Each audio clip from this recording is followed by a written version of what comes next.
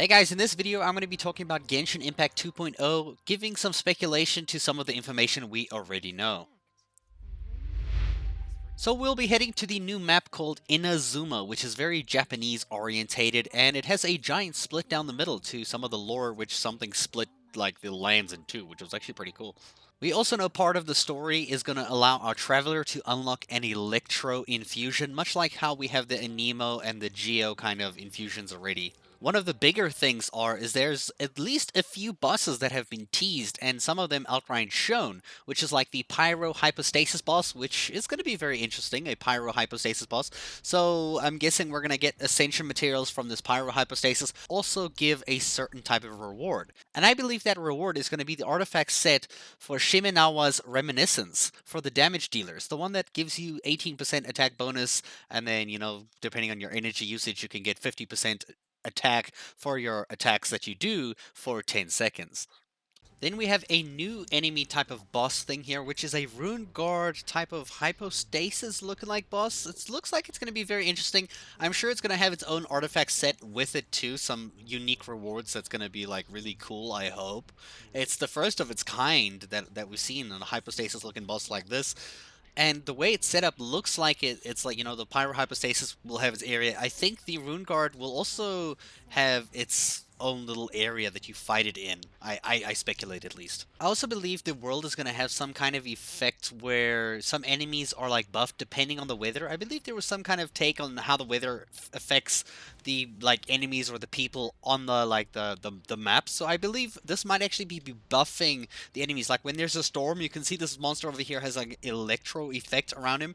I believe the storm adds this electro effect. And as for the character banners that we're starting out with, I know we're getting Ayaka, which is the ice version of Kuching, in my opinion. She looks like she's going to do a lot of damage, semi-support, but she looks like she's going to be like a more damage-orientated type of support. We'll have to see how she plays once we actually get her. And then on the other side of the banner, we have Yoimia, which is the better version of Amber, which I hope is, is way better than Amber, because Amber is just really, really, really bad. And but then again, I'm not too huge into like ranged users in the game. But we do have a very interesting character called Saiyu, which is an ice type who uses a claymore but is also a lolly. This is going to be a very interesting one. It's also voiced over by Lily Pichu. Those are all the characters we are starting out with, though. But if we have a look at the story, we know that when we get there, there's going to be a resistance group storyline where they're like fighting against another group of evil, which we know is that lady who has like the electro powers, and she plans to release some like boss enemy that we may have to fight. Probably, I assume she's going to release it, and we're going to have to fight it, because we did get like shown an area where there's like a giant arena kind of field, or like, I mean, like a boss looking like area, I mean, is what I'm trying to say. So I do think we might be fighting a major boss. But before that, I do think she has something involved with like this like there's an electro samurai, a purple samurai kind of thing. Reminds me of the ice samurai that we fought on the short event that we just had, the one called Magu Kenki. So I feel like this is going to be an electro version of the same type of boss, just with electro attacks. And it's going to be like a kind of a prequel boss before we fight the main boss. In my opinion, that's what I'm like speculating at least. What do you guys think about the scenario?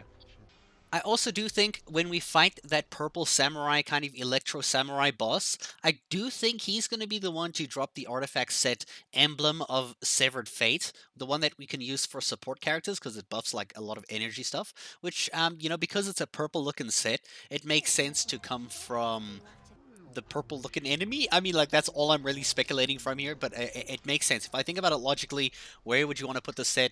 I'll put it on that character or that thing over there. I mean, we also do have possible domains that we're going to be receiving, and a lot more artifact sets than what we've been shown, just the two sets that we know about. There's probably going to be a lot more. Those are the two they just decided to advertise.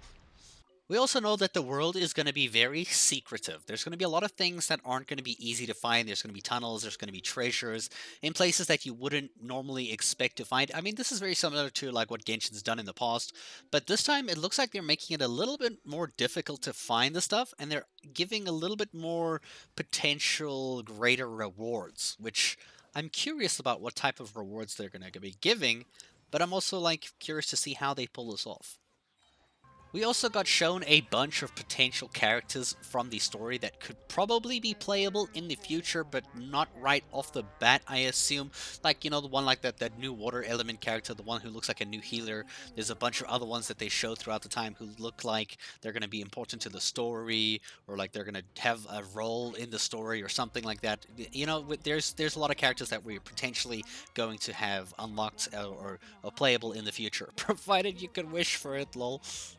But this is my speculation on Genshin Impact 2.0, what I think's going to happen, plus with what we know what is happening. And yeah, let me know in the comments below, what do you guys think is going to happen with the story? I think she's going to release the giant enemy and we're going to have to fight this new boss because that would be the most fun. Let me know in the comments below, what's your opinion? And thank you for watching.